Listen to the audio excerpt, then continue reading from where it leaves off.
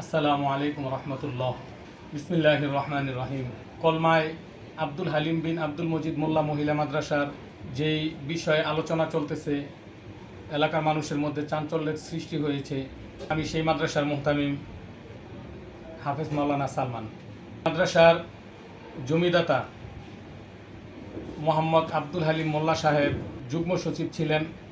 উনি বর্তমানে রিটায়ার্ড আছেন, অসুস্থ, যার কারণে যে সমস্ত বিষয়গুলো উনি মোকাবেলা করবে, যে সমস্ত পরিস্থিতির মুখোমুখি উনি হবে, ওই সমস্ত পরিস্থিতির মুখোমুখি আমাকে হতে হচ্ছে, যেহেতু উনি মারাত্মক অসুস্থ।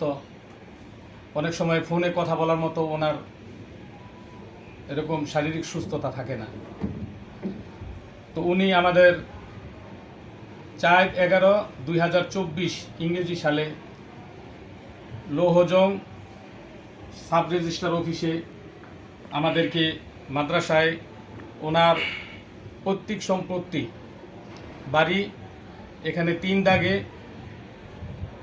এবং ওনার অংশ এবং ওনার এক বোনের অংশ উনি ক্রয় করছে, ওই অংশ, এই 2 অংশ উনি আমাদের মাদ্রাসায় দান করে দিয়েছেন। তো আমরা এই জমি রেজিস্ট্রেশন করার পরে আমরা এই জমির মধ্যে মাদ্রাসা স্থাপন করার জন্য গিয়েছি। প্রথমে সাইনবোর্ড লাগাইছি। তো এই সাইনবোর্ড ওনার ভাতিজা মিল্টন মোল্লা উনি এটাকে ভেঙে চুরে শেষ করে দিয়েছে। তো আমরা লৌহজং থানায় একটা অভিযোগ দায়ের করছিলাম। পরবর্তীতে আবার আমরা বড় করে একটা সাইনবোর্ড লাগাইছি এবং আমরা বিশিষ্ট ওলামায়ে কেরাম, আমাদের মুন্সিগঞ্জ জেলা কওমি মাদ্রাসা শিক্ষা বোর্ডের সম্মানিত সহসভাপতি মোহতারাম সাইফুল্লাহ সাহেব উনি উপস্থিত ছিলেন, আহমদুল্লাহ খান পীর সাহেব পয়সা উনি উপস্থিত ছিলেন, আরও বিভিন্ন ওলামায়ে কেরাম, সম্মানিত ওলামায়ে কেরামগণ উপস্থিত ছিলেন এই দোয়ার অনুষ্ঠানে। তারপর আমাদের মাদ্রাসার কার্যক্রম শুরু হয়। তো আমরা রমজানে আমাদের মাদ্রাসার একটা পুরাতন ঘর আছে, যেটা আমাদেরকে যিনি জমি দান করেছেন আব্দুল হালিম মোল্লা সাহেব, ওনার পৈতৃক বাড়ি, পৈতৃক ঘর, ওই ঘরটা দান করেছিলেন। ওই ঘরের আমরা এটাকে সংস্কার করার জন্য আমরা রমজানে উদ্যোগ নিয়েছিলাম। তখন আমরা মিল্টন মোল্লা সাহেবের পক্ষ থেকে বাধাপ্রাপ্ত হয়েছি। তো এরপরে এখন আমরা খোলা আকাশের নিচেই ক্লাস করতে ছাত্রছাত্রীদেরকে নিয়ে বাধ্য হচ্ছি। আমরা ছাত্রছাত্রীদেরকে নিয়ে যে আমরা খোলা আসমানের নিচে এরকম ক্লাস করতেছি, এখানেও আমরা পদে পদে বাধাপ্রাপ্ত হচ্ছি। তো আমরা রোদে পুড়ে বৃষ্টিতে ভিজে এরকম গাছ থেকে অনেক সময় বিচ্ছা পড়ে, তো এটি আমাদের ছাত্রছাত্রীদের অনেক কষ্ট হয়।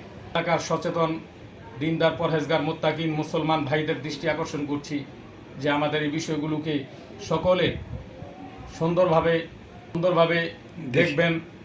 এবং ওনার যেহেতু আমাদের মাদ্রাসার যিনি জমি দান করেছেন আব্দুল হালিম মোল্লা সাহেব, ওনার যেহেতু পুত্র সন্তান নাই, অনেকের মুখে এই কথাটা আমি শুনি, যেহেতু পুত্র সন্তান নাই, তো ওনার ভাতিজারা স্বাভাবিক একটু আশা করেছিল যে আমরা এই জমিটা, যেহেতু চাচা ইন্তেকালের পরে জমিটা মালিক আমরা এইভাবেই হয়ে যাব।